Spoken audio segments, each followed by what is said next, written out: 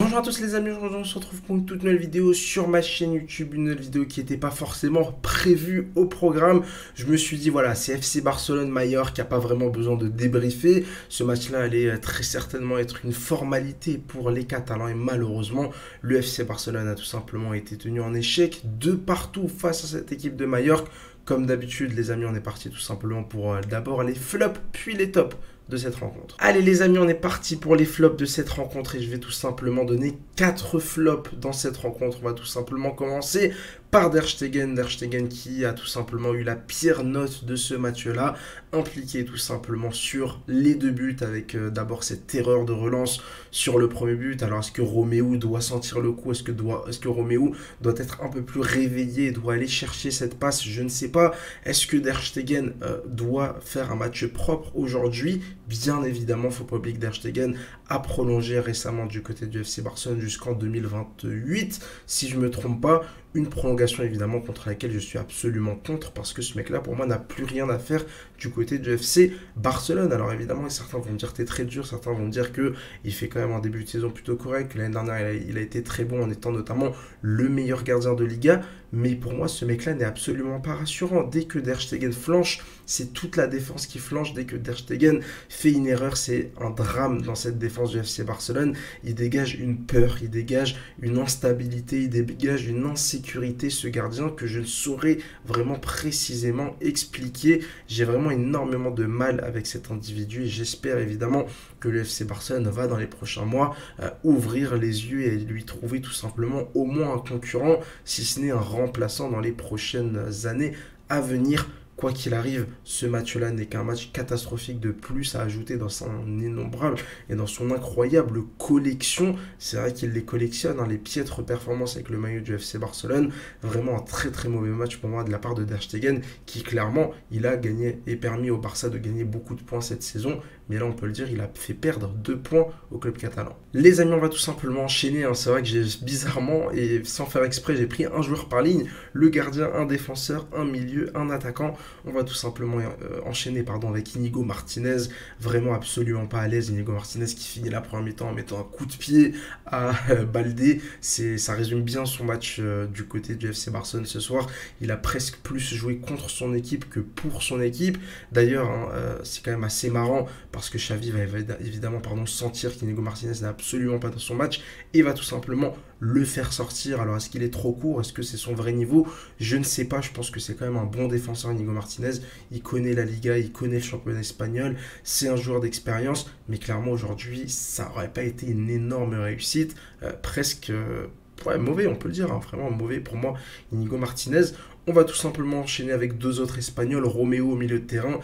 Que fait-il au FC Barcelone, ce mec-là? Je ne sais pas. Je vais cesser de le dire cette saison. Évidemment qu'il y aura des matchs où il va être plutôt bon. Évidemment qu'il y a des matchs où il va être plutôt intéressant. Mais globalement, dans sa globalité, et on fera un bilan à la fin de la saison, peu importe son niveau global sur la saison, mais je suis convaincu qu'à la fin de la saison, si on prend la moyenne de toutes ses performances, on dira que Romeu aura été un échec. On dira que Romeu n'a rien à faire du côté du FC Barcelone. Avec ballon, c'est pas terrible. Sans ballon, quand il fait pas faute, alors oui, il va t'en récupérer quelques-uns. Je sais pas si je peux vous trouver la statistique des ballons récupérés. Ouais, voilà, j'ai que 2 ballons récupérés aujourd'hui pour Romeu. C'est pas fantastique, c'est pas phénoménal. Ça ne justifie pas une titularisation du côté du FC Barcelone. Pourquoi est-ce qu'un joueur comme Fermin ne lui passe pas devant dans la hiérarchie? Pourquoi est-ce que Gundogan, on le recule pas sur le terrain et on titularise d'autres éléments au milieu de terrain? Il y a aussi Gavi qui, j'en suis convaincu, aurait pu beaucoup plus apporter dans ce rôle de numéro 6. Bref, Romeu, une catastrophe encore aujourd'hui. Et puis évidemment, le meilleur pour la fin, on finit avec le requin, Ferran Torres, qui encore une fois a prouvé qu'il n'avait pas le niveau du FC Barcelone. Il fait un début de saison correct, il a marqué des buts importants, il a marqué des buts moins importants, mais aujourd'hui on avait besoin de lui, c'était lui le numéro 9 du Barça, c'était lui qui était censé faire souffler Robert Lewandowski aujourd'hui, et clairement il n'aura pas répondu aux attentes, clairement il n'aura pas réussi à attraper sa chance, à attraper cette chance qui lui a été tendu tout simplement par Xavi en le titularisant aujourd'hui. Et c'est vrai qu'au-delà du fait que son match aurait été plutôt moyen, voire fantomatique, c'est quand même assez dommage de se dire qu'il n'a pas été capable de remplacer Lewandowski, parce que du coup, qui pourrait faire souffler Lewandowski du côté du FC Barcelone cette saison? Lewandowski qui, voilà, si demain il se blesse, c'est quand même très inquiétant, hein, ce poste de numéro 9, parce que clairement aujourd'hui Ferran Torres n'a absolument pas donné satisfaction. Et c'est quand même assez marrant, hein, de voir que sur les 4 flops que j'ai donnés, il y en a quand même 3 qui n'ont pas terminé le match: Inigo Martinez, Oriol Romeu et évidemment Ferran Torres. Les amis, on va tout simplement enchaîner avec mes tops. Je vais tout simplement évidemment commencer avec pour moi le meilleur joueur du match du côté du FC Barcelone, c'est tout simplement Gavi. Les amis, Gavi qu'on n'arrête pas de critiquer, qu'on n'arrête pas, on n'arrête pas de se moquer de ce mec-là. On dit que c'est un bagarreur, que c'est un joueur qui est bon, voilà, qu'à mettre des coups, qu'à tacler, qu'à prendre des cartons jaunes, mais c'est un vrai joueur de football. Et à un moment donné, les gens, va falloir ouvrir les yeux sur son réel niveau, va falloir ouvrir les yeux sur ses réelles qualités. Sa première mi-temps à Gavi, en deuxième mi-temps, je l'ai un peu moins senti, je l'ai un peu moins vu, mais sa première mi-temps, elle est quand même exceptionnelle. Je suis désolé, elle est exceptionnelle, exceptionnelle dans la ténacité, exceptionnelle dans l'abnégation, exceptionnelle dans cette capacité à répéter les efforts, dans cette capacité à prendre aussi ses responsabilités, prendre le ballon, mener le jeu. Et c'est vrai que c'est un vrai joueur de football. Aujourd'hui, Gavi m'a vraiment impressionné et il continue de m'impressionner de match en match. Je vais quand même aller vérifier l'âge de Gavi, s'il vous plaît, les amis. Il a 19 ans. 19 ans, Gavi. C'est en quelle année? C'est en 2004. Je ne sais pas si on s'en rend compte. Il a 19 ans. Et il est déjà capable de nous offrir de telles performances. Match vraiment exceptionnel de sa part. Mon deuxième top, ce sera tout simplement Rafinha, un but, une passe décisive, un match encore une fois très très intéressant.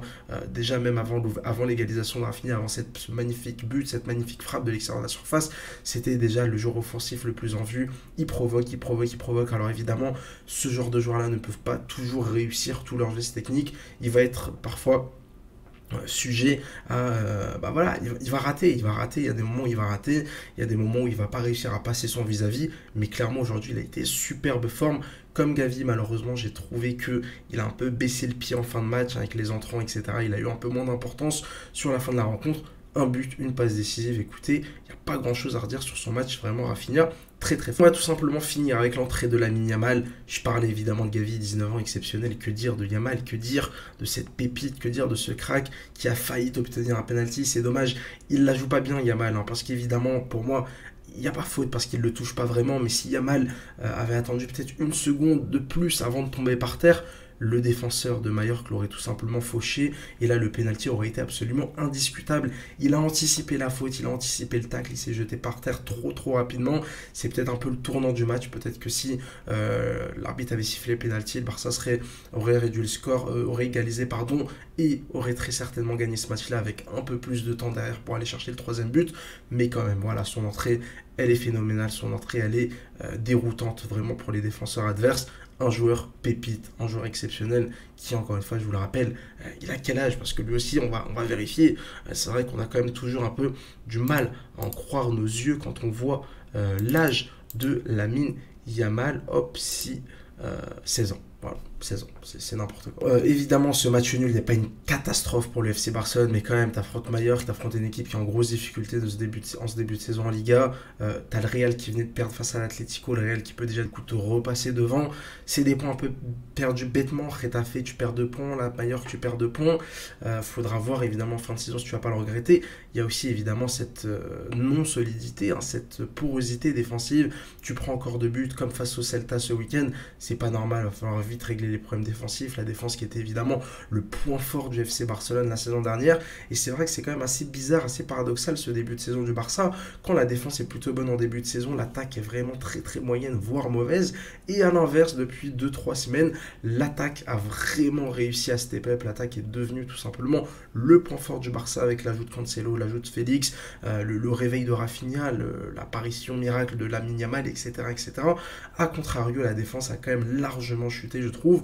On a déjà pris autant de buts en quelques journées que sur pratiquement l'intégralité des 30 premières journées la saison dernière. Le Barça a du mal défensivement, le Barça a aussi un peu de mal offensivement à se procurer des occasions, à défendre, à attaquer, pardon, face à des blocs pas, parce qu'évidemment, cette équipe de Mallorca est venue avec une défense à 5, cette équipe de Mallorca est venue pour casser le jeu, ils ont tout simplement réussi leur coup, ils prennent un point de prestige face au Barça, nous on perd 2 points un peu bêtement face au Mallorca. Voilà les amis, n'hésitez pas vous aussi évidemment en commentaire à me donner vos tops, vos flops de cette rencontre.